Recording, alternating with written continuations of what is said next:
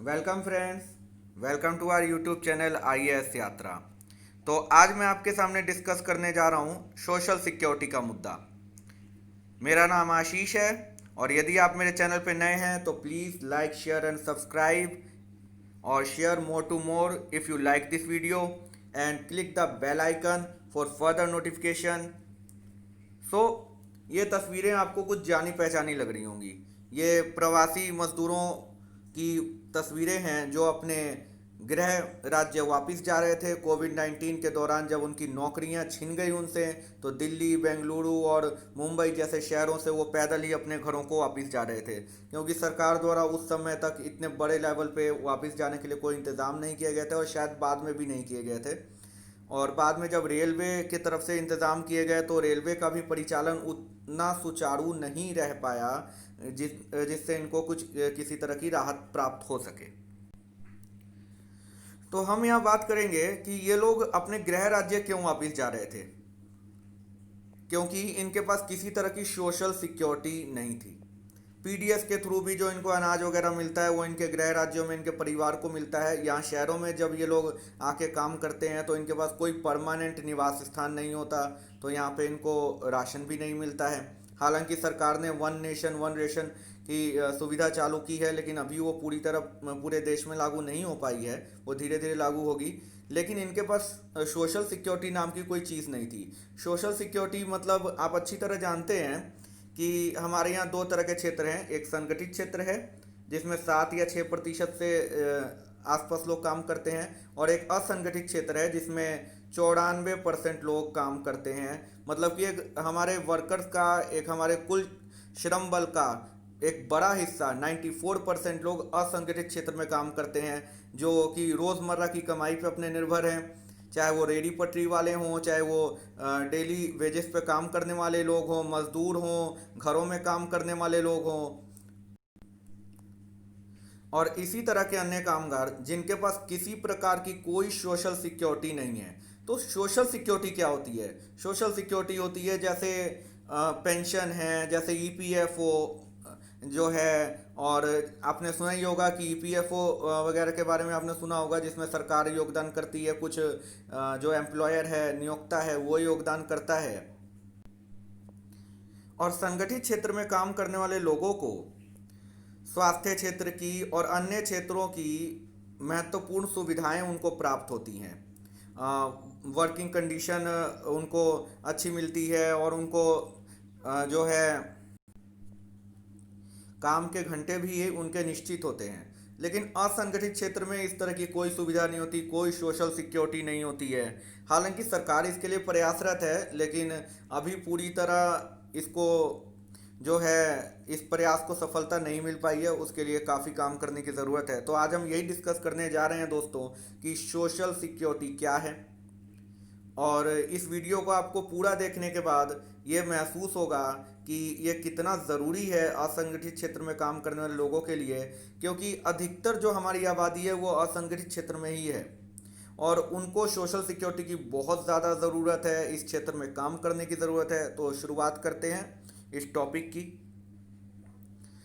तो इस वीडियो में हमने the Hindu, the Indian express और बिजनेस लाइन आदि में प्रकाशित लेखों का विश्लेषण किया है। तो वैश्विक महामारी कोविड 19 के कारण भारत की अर्थव्यवस्था बुरी तरह से प्रभावित हुई है। इसका सर्वाधिक नकारात्मक प्रभाव समाज के सुभेद्य वर्ग, जो जैसे असंगठित क्षेत्र में काम करने वाले लोग हैं, गरीब मजदूर, रेडी पटरी वाले, और जो दुकानों पे डेली वेजेस पे काम करते हैं, और अन्य तरह के लोग जो रोज़मर्रा की कमाई करके अपना जीवन चलाते हैं, वो लोग बहुत बुरी तरह प्रभावित हुए हैं। इस सुविधा वर्ग में दैनिक मजदूरी करने वाले लोग और अन्य तरह के लोग हैं, जैसा कि मैं आपको पहले बता चुका हूँ।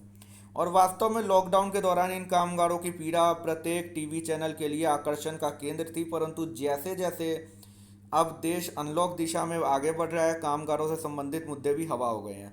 तो ऐसा नहीं होना चाहिए दोस्तों। मैं यहाँ यही मुद्दा उठाने जा रहा हूँ कि उस समय तो सोशल सिक्योरिटी की बात बहुत आ रही थी, निकल के आ रही थी सामने, कि भाई इन मज़दूरों के लिए कुछ किया जाए। यहाँ तक कि वैसे तो देखा जाए तो इन मज़दूरों के लिए वापस जाने तक की व्यवस्था नहीं हो पाई थी। हालांकि सरकार ने बाद में रेलवे वगैरह व्यवस्था की थी, लेकिन उसका परिचालन भी सुचारू और सहज तरीके से नहीं हो पाया। उसमें रेल में भी कई लोगों की भूख से, प्यास से और बीमारी के कारण मौत हुई।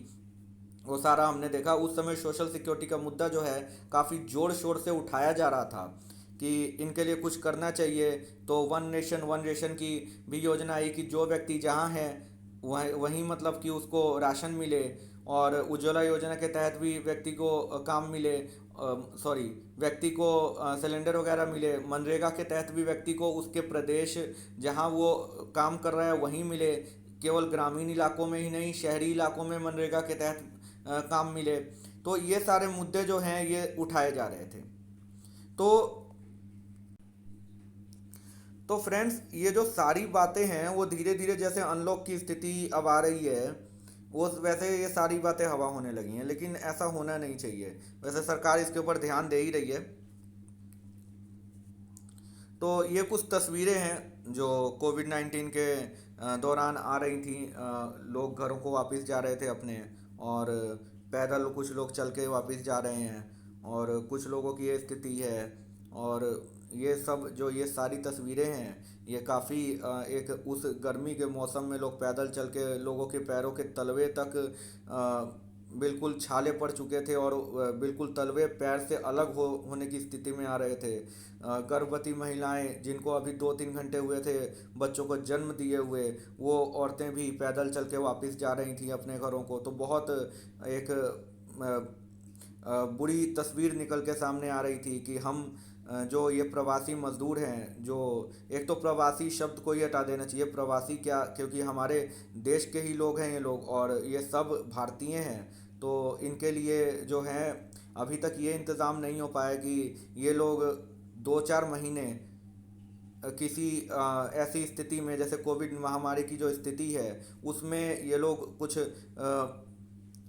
मतलब इनको सोशल सिक्योरिटी मिल सके, कुछ सामाजिक सुरक्षा मिल सके, कुछ इंतज़ाम हो सके इनके खाने पीने का। तो इनके जेब में ये लोग वापस क्यों जा रहे थे, ये सबसे पहले हमें जानने की ज़रूरत है। उसका एक कारण था केवल सोशल सिक्योरिटी ना होना इनके पास, क्योंकि इनके पास जेब में उतने ही पैसे थे कि या तो ये 10 या 15 दिन यहाँ सरवाइव कर जाते, क्योंकि जहाँ इनको किराया भी देना होता है। शहरों में लिविंग जो लाइफ भी है वो काफ़ी महंगी होती है यहाँ।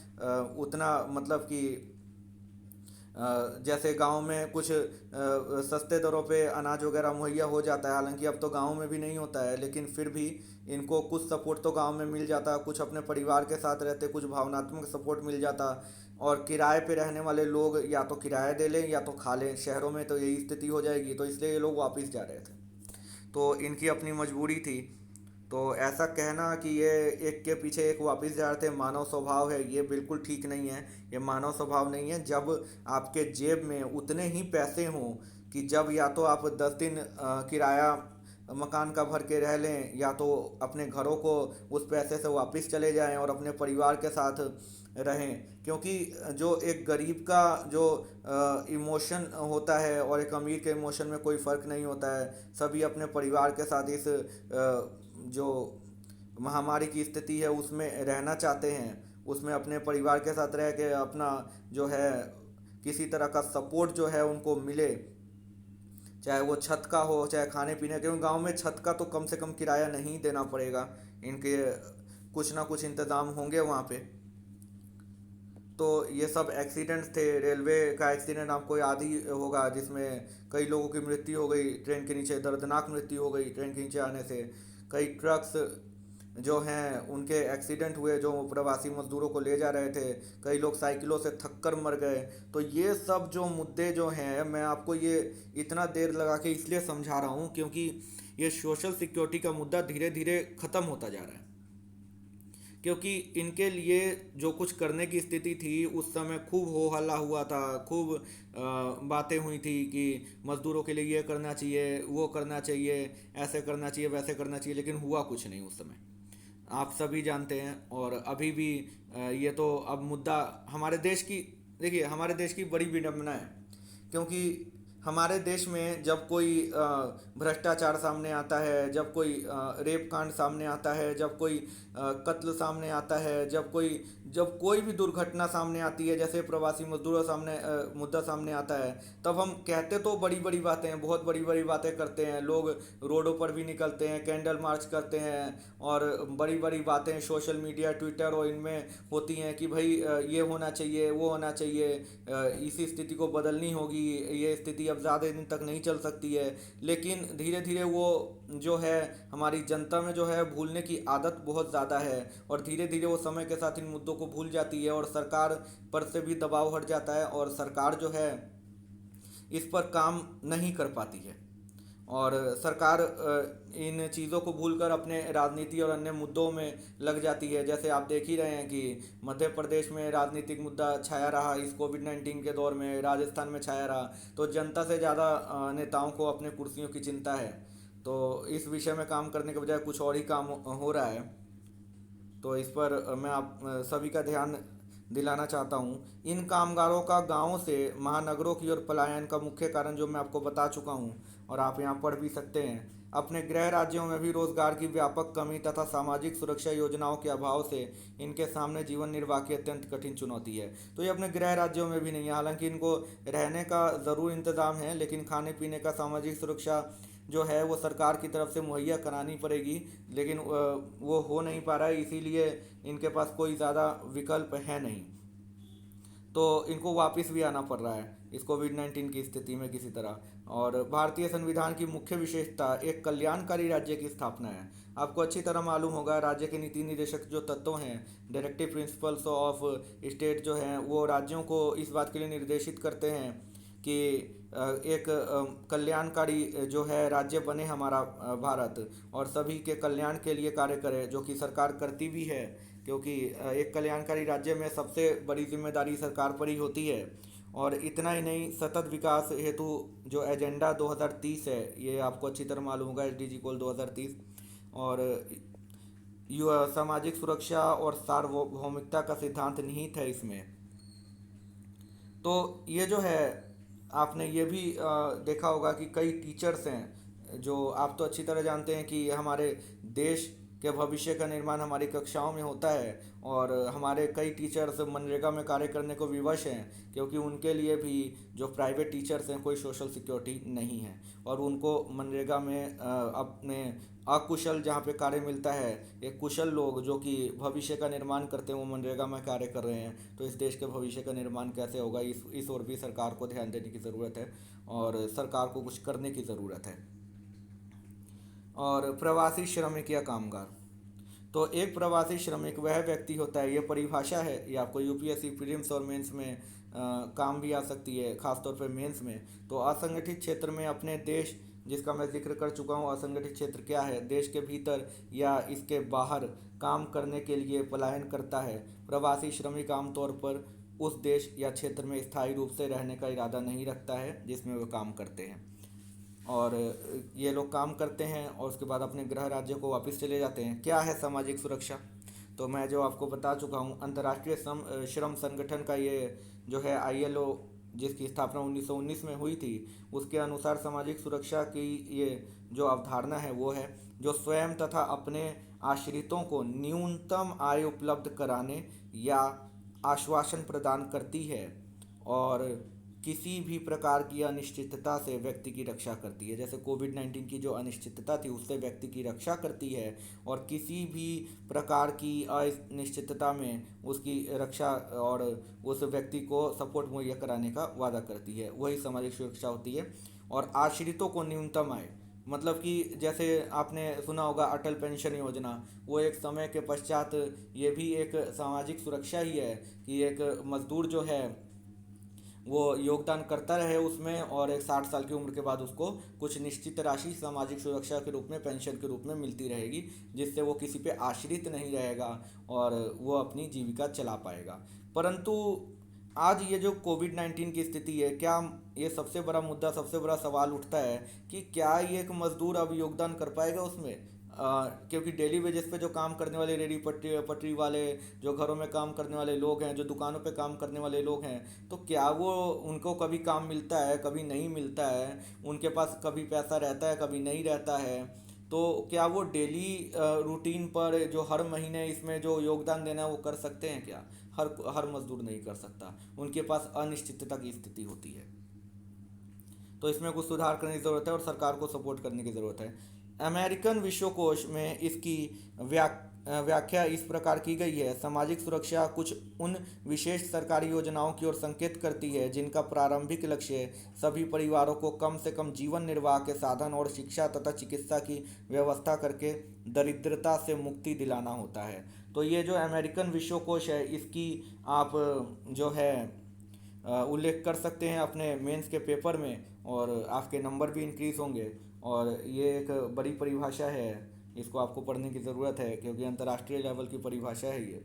और आईएलओ की जो परिभाषा जिस पर मैंने बात की, भारत का विशाल असंगठित क्षेत्र, देश की जो अर्थव्यवस्था है जिसका जिक्र मैं आपको पहले ही कर चुका हूँ, और इसको आप पॉज करके भी पढ़ सकते हैं। भारत का असंगठित क्षेत्र जो है मूलतः ग्रामीण आबादी से बना है, और इसमें अधिकांशतः वे लोग होते हैं जो गांव से परंपरागत कार्य करते हैं, और जब कृषि वगैरह का कार्य नहीं होता या मतलब कि उससे पूर्ति नहीं होती है तो वो शहरों की तरफ आते हैं। जो घर के जो पुरुष व्यक्ति हैं वो शहरों की तरफ आके काम करते हैं। कई बार तो महिलाओं भी शहरों में आके काम करती हैं मजदूरी वगैरह का। और या तो महिलाएं गांव में रहकर खेती बाड़ी का काम करती हैं यदि उनके खेत हैं तो सामाजिक सुरक्षा की आवश्यकता क्यों है, उस पर ये बात हो रही है। तो भारत का विशाल असंगठित क्षेत्र, ये पहला कारण है सामाजिक सुरक्षा क्यों होनी चाहिए। दूसरा कारण है महंगी स्वास्थ्य सेवाएं। तो स्वास्थ्य सेवाओं के क्षेत्र में आप जानते हैं गरीब व्यक्ति का अधिकतर जो पैसा है वो स्वास्थ्य क्षेत्र में ही निकल जाता है, क्योंकि उसके पास कुपोषण की स्थिति होती है, उसके पास हज़ारों तरह की बीमारियां हैं। क्योंकि देखिए, जब शिक्षा नहीं होती, जब तो बेरोजगारी होती है, बेरोजगारी होती है तो गरीबी होती है, गरीबी होती है तो हज़ारों तरह की बीमारियां होती हैं, और फिर स्वास्थ्य क्षेत्र पे उसका खर्चा भी उतना ही ज़्यादा होता जाता है। तो कई बार स्वास्थ्य क्षेत्र पर ही खर्चा करने के कारण भी कई लोग गरीब हो जाते हैं। तो इस ओर भी ध्यान देने की ज़रूरत है। हालांकि हमारे सरकार ने जो है आयुष्मान योजना और उसके अंतर्गत जो जन आरोग्य योजना है उसकी शुरुआत की है, लेकिन उसका लाभ भी टर्शरी लेवल के लोगों को मिलता है। टर्शरी लेवल वो लेवल होता है जिसमें लोग अस्पतालों में भर्ती होते हैं, तो उसके विषय में मैं अलग से बात करूंगा। लेकिन आप ये जान लीजिए कि आयुष्मान योजना के तहत भी काम हो रहा है, लेकिन उसको अच्छी तरह इम्प्लीमेंटेशन की ज़रूरत है, सभी तक उसका लाभ मिल नहीं पा रहा है अभी। और गरीबी का बढ़ता स्तर, इसके कारण भी सामाजिक सुरक्षा की आवश्यकता है। ये आप पॉज करके पढ़ सकते हैं, मैं आपको पहले ये समझा चुका हूँ। और जो है वर्ष 2018 तक भारत में लगभग 37.7 करोड़, लगभग 38 करोड़ लोग बहुआयामी गरीबी से ग्रसित हैं। बहुआयामी गरीबी मल्टी डायमेंशनल जो पॉवर्टी रिपोर्ट है जो ऑक्सफोर्ड द्वारा जारी की जाती है, और उसके ऊपर भी मैं वीडियो बनाऊंगा आने वाले वक्त में, और उसमें आपको अच्छी तरह समझाऊंगा कि मल्टी डायमेंशनल जो पॉवर्टी है वो क्या है। उसके ऊपर अभी रिपोर्ट भी आई है। और वैश्विक महामारी के प्रभाव की अगर बात की जाए तो निश्चित ही इस संख्या में तीव्र वृद्धि होने की प्रबल संभावना है। तो बेरोजगारी दर में वृद्धि, तो centre for monitoring Indian economy CMIE की जो रिपोर्ट है ये बहुत ज़रूरी है, इसका जिक्र आप मेंस में कर सकते हैं। और ये मैं आपको बताऊं कि ये क्वेश्चन ज़रूर आएगा मेंस में आने वाले वक्त में, तो आपको इसका नोट बनाना, इन सब जो परिभाषाएं हैं उनको याद करना, और ये जो अपडेटेड जो रिपोर्ट है, क्योंकि CMI की जो वेबसाइट है उस पर जाके अपडेटेड रिपोर्ट ले सकते हैं आने वाले वक्त में, क्योंकि ये जो आंकड़ा है ये हमेशा बदलता रहता है। तो ये अपने आप जो है नोट्स में लिख सकते हैं, और अपने मेंस की कॉपी में लिखेंगे, आपको अच्छे नंबर मिलेंगे। तो सामाजिक सुरक्षा अपर्याप्त व्यय, सामाजिक सुरक्षा पर अपर्याप्त व्यय होता है। और एक और बढ़ती हुई जटिल आर्थिक सामाजिक व्यवस्था, तो इसके कारण भी सामाजिक सुरक्षा जो है महत्वपूर्ण है। तो सरकार के द्वारा किए जा रहे प्रयास क्या हैं? तो प्रधानमंत्री श्रम योगी मानधन पेंशन योजना, जिसके विषय में यहाँ लिखा हुआ है, आप पॉज करके पढ़ सकते हैं। और प्रधानमंत्री गरीब कल्याण योजना, आयुष्मान भारत योजना, इन सब का जिक्र मैं आपको कर चुका हूँ। हालांकि प्रधानमंत्री गरीब कल्याण योजना का मैंने जिक्र नहीं किया था, इसको आप पॉज करके आप पढ़ सकते हैं। और काफ़ी अच्छी योजना है ये।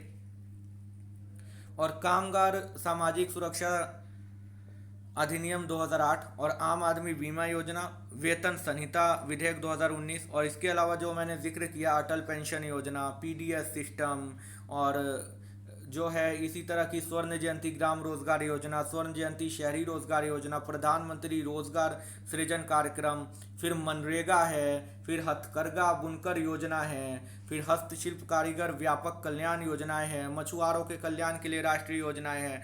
तो बहुत तरह की योजनाएं हैं जो सरकार के द्वारा चलाई जा रही हैं। जननी सुरक्षा योजना है, पीडीएस सिस्टम का पहले मैं उल्लेख कर चुका हूँ। और वन रेशन वन कार्ड का जो व्यवस्था की जा रही है सरकार के द्वारा, वो भी बहुत बढ़िया व्यवस्था है, अच्छी व्यवस्था है। उसका इम्प्लीमेंटेशन अगर अच्छी तरह हो तो बहुत अच्छी है। उज्ज्वला योजना है, पीएम स्किल डेवलपमेंट स्कीम है, प्रधानमंत्री मातृ वंदना योजना है। इसका जिक्र मैं अलग से एक वीडियो में अच्छी तरह कर चुका हूँ, और इसके इम्प्लीमेंटेशन के बारे में जो सवाल उठते रहे हैं उसके ऊपर भी मैंने चर्चा की है। हालांकि वो वीडियो इंग्लिश में है और मैं उसको हिंदी में बनाने की कोशिश करूँगा। और आत्मनिर्भर भारत अभियान के तहत केंद्र सरकार ने पिछले दिनों स्वनिधि स्कीम लॉन्च की है। और ये स्वनिधि स्कीम क्या है? इस स्वनिधि स्कीम के तहत जो रेडी पटरी वाले हैं, जिनका ये लॉकडाउन के दौरान जो जो पड़ा हुआ जो थोड़ा बहुत पैसा था उनके पास, जो वो अपने कारोबार में लगाते हैं और कमाते हैं, वो पैसा भी उनका खत्म हो चुका था। तो इसीलिए सरकार ने उनको 10,000 रुपये एक कम कम ब्याज दर पे जो है उनको देने की, मुहैया कराने की ये योजना बनाई है स्वनिधि स्कीम।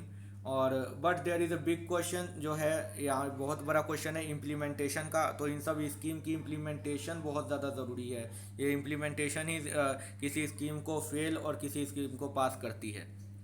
तो वे फॉरवर्ड क्या है? आज भी इस वर्ग की सामाजिक सुरक्षा का मुद्दा लगातार चिंता का विषय बना हुआ है। इस क्षेत्र से जुड़े लोगों में आजीविका सुरक्षा, बाल श्रम, मातृत्व सुरक्षा, छोटे बच्चों की देखरेख, आवास, पेयजल, सफाई, अवकाश, इन सब में मैंने आपको पहले ही बता दिया है इन सब के विषय में, कि इन सब के विषय में जो है अवकाश के घंटे, मतलब कि अवकाश जो है और जो उनके काम के घंटे हैं वो भी निश्चित नहीं है। और उनको डेली वेजेस पे कभी काम मिलता है, कभी नहीं मिलता। सरकार को विशेष रूप से निर्माण क्षेत्र और घरेलू नौकरों, मंडियों में काम करने वाले श्रमिकों, रेहड़ी पटरी वालों पर ध्यान देने की आवश्यकता है। सरकार द्वारा घोषित इन योजनाओं के क्रियान्वयन पर मुख्य रूप से ध्यान देने की आवश्यकता है, जिसका मैं पहले जिक्र कर चुका हूँ। सो friends, thanks for watching this video and prepare your notes on notes. अपने नोट्स बनाइए, अपने हाथों से इस वीडियो को देखिए और अपने हिसाब से नोट्स बनाइए, ताकि उसको आप मेंस में लिख सकें। और ये क्वेश्चन आप मान के चलिए बहुत इंपॉर्टेंट है, ज़रूर आएगा, और इस पर नोट्स बनाइए। So friends, thanks for watching and see you for next video.